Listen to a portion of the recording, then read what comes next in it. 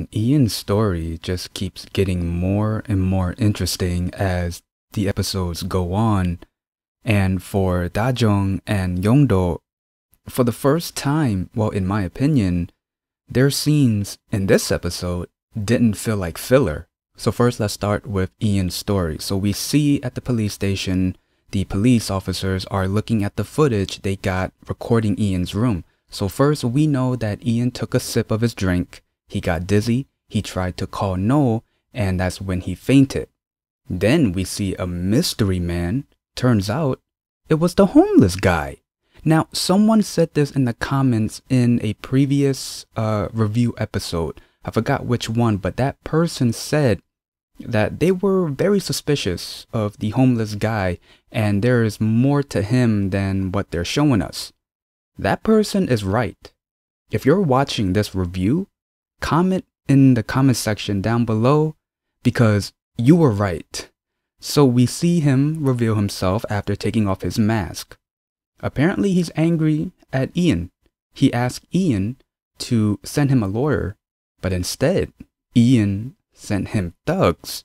So he was going to tie him up and wait for him to wake up because he wanted to ask Ian that one question, but he never got to it because No came into Ian's room, checked on Ian to see if he was okay, and that's when the homeless guy, he did murder No. Then after that, we see him kind of asking a question to see who was that 18-year-old boy. Was it Ian or was it Chejun or Jongmin?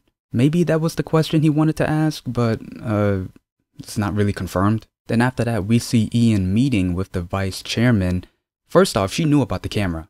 Also, No knew about the camera too, so I guess it was both of them trying to, keep Ian in check, I guess. Then Ian asked the chairman how long the camera was in his room, but no answer. Well, no official answer. The only thing that the chairman said was, "What do you want to watch?" Because she had the footage. She had the drive in her hands and she gave it to him.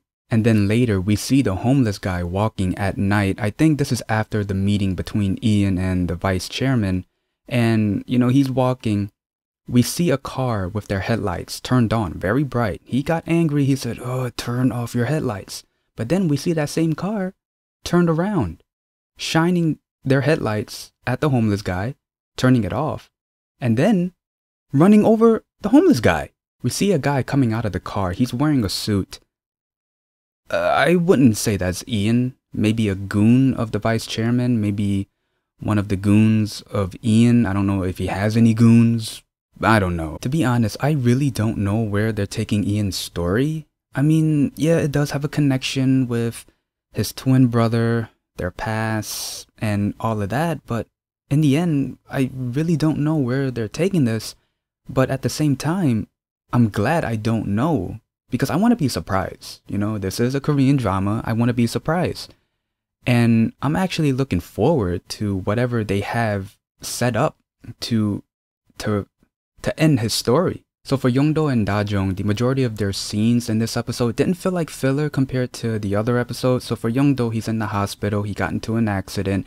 The guy is very stressed out. Even the doctor told him that his job is to help people and de-stress, but because of that, he's putting all of their stress onto his shoulders. That's why he's so stressed out.